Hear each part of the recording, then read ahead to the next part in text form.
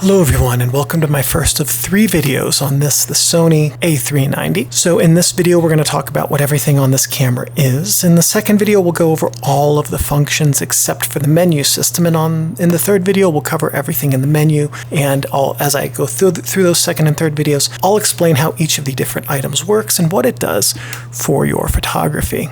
To start with, the Sony Alpha 390 is an interchangeable lens digital SLR. What that means is that you can take the lens off at any point and put a different one on, except when you're taking a photo, obviously, and your photos will be fine. Digital SLR means it's a digital camera. Single lens reflex is the SLR part. The camera has a single lens. Light comes through the lens up to this pentamirror or pentaprism, I'm not sure which. This is pretty lightweight. This is probably a pentamirror system housing, and then out to an eyepiece on the back where you can see what the camera is going to take a picture of up until you take a photo of it. It uses an APS-C 14 megapixel CCD sensor. Okay, what does that mean? It means that the sensor size is APS-C. Now what I'm about to do you should never do, but if you look into the shutter area right here, what you can see is a shutter, and that shutter is just slightly bigger than the actual sensor. There we go. And that's an APS-C sized shutter and sensor. The CCD means that the type of sensor is a charge-coupled device. Older cameras used CCDs. At the time that this came out, a CCD sensor would have been better than a CMOS sensor of the same size. That's not true anymore. CCDs really aren't used anymore. CMOSs have caught up and well exceeded CCDs. The shutter speeds on the camera range from 30 seconds to 1/4000th as well as bulb, and there's a 2.5 frame per second burst speed with 6 frames of raw buffer, which for the time, not half bad. Looking on the back of the camera, we saw the viewfinder earlier, but let's talk about it quickly. The viewfinder has a 0.74x magnification, which means that what you're going to see is approximately 75% of the size of what's coming into the lens and going to the sensor. The viewfinder frame coverage is 95%, meaning that if you imagine that what you're looking at right here is what's going to be on the sensor, then you lose about 2.5% on each side in the top and the bottom, which means you have a little bit of room to crop because you'll have a little bit more image on your sensor than you will in your viewfinder. The Alpha 390 has an ISO range of 100 to 3200 and also has an auto ISO setting. The flash sync speed on this camera is 1/600th of a second, and as for video, this is a still image only camera. It cannot record video. The target market for the Alpha 390 when it came out was the entry-level user, but it was the top end of the entry-level spectrum. And that was true until the Alpha 33 came out. It was made by Sony in Thailand from 2010 until 2011. So if you have your Sony Alpha 390, what we're going to do now is go through everything on the camera and talk about what it is. And so we'll start here on the top. Technically on the side here and over here on this side, these are strap bars. This is what you would connect your camera strap to. This is your mode dial right here, and this will allow you to select different shooting modes, okay? We'll talk about what all of these are in the second video and how each of them work. This index tells you which mode you're selected to. This is your hot shoe for your flash. This is what's called an iISO hot shoe. It was proprietary to Sony, previously Minolta. You will need to get either an iISO flash. I'm not sure if those are still made by Sony or not.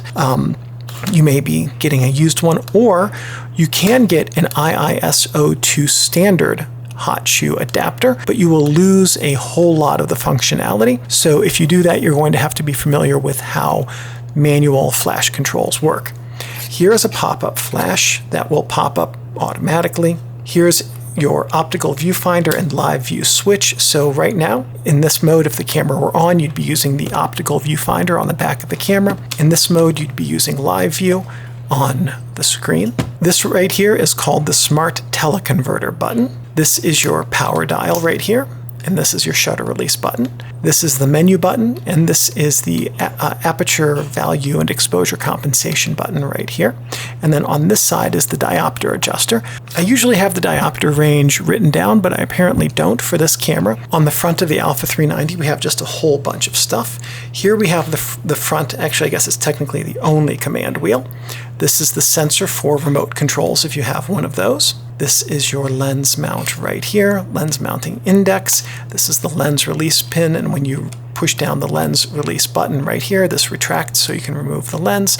We'll see this a bit more in video 2. Here's your autofocus screw drive coupling right here. This is your autofocus manual focus switch. When you switch it to manual focus, then the screw drive coupling physically retracts into the camera.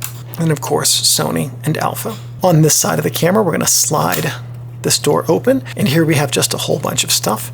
We'll start up here. This switch allows you to switch between SD cards and duo sticks. I think that's it.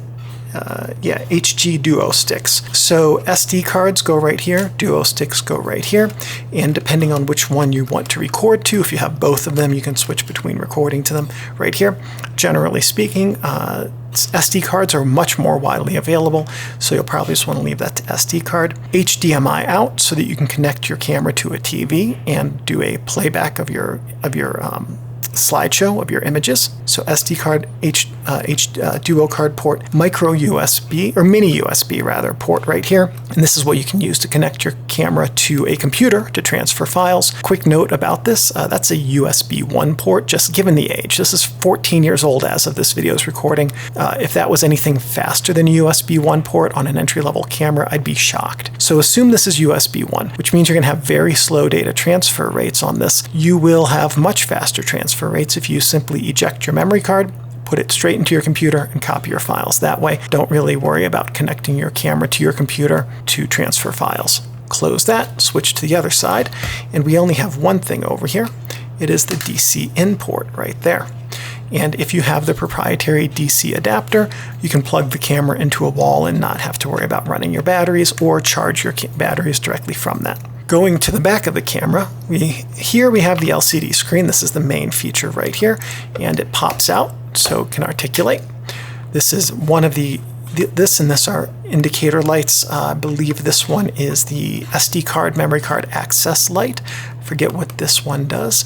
This might be a self-timer light. We'll probably see in the second video. Function button, display button, drive mode button, sensitivity ISO selection button, flash mode button, autofocus control button, delete, and playback. On the bottom of the camera, we have a handful of things. This is the battery chamber right here, and we'll see more of this in the second video when we talk about changing batteries. Your registration marks, made by Sony, exact model number, serial number, and tripod socket for connecting your camera to a tripod. Now, I do have some things not to do with your camera.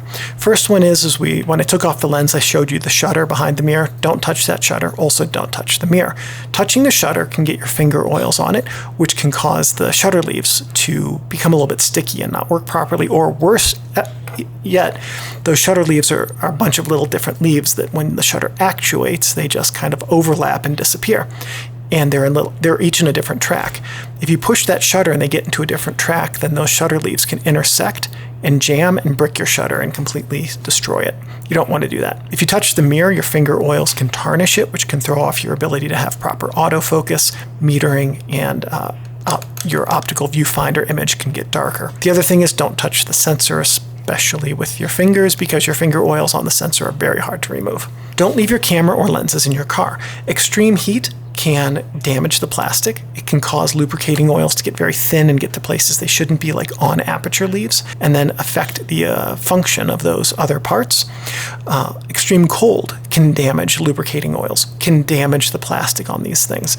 Also, cameras are always theft targets, so definitely never leave a camera in your car. Don't store your camera gear in a plastic bag or box unless you have a good and rechargeable desiccant pack for it, because plastic is moisture permeable. If moisture gets into the plastic, it will settle on your lens elements, in your coating, in your viewfinder up here, and it can cause fungus to grow, which will affect your image quality. Don't let your Sony A390 get wet. Water and electronics have a long history of not getting along. And just remember that your Sony Alpha 390 is a precision tool that should be handled with care and respect. And as long as you take care of your camera will take care of you. So that's all we have for video 1. Here's a card that will take you to video 2 or video 3 so you can learn how to use this camera even more. See you guys over there.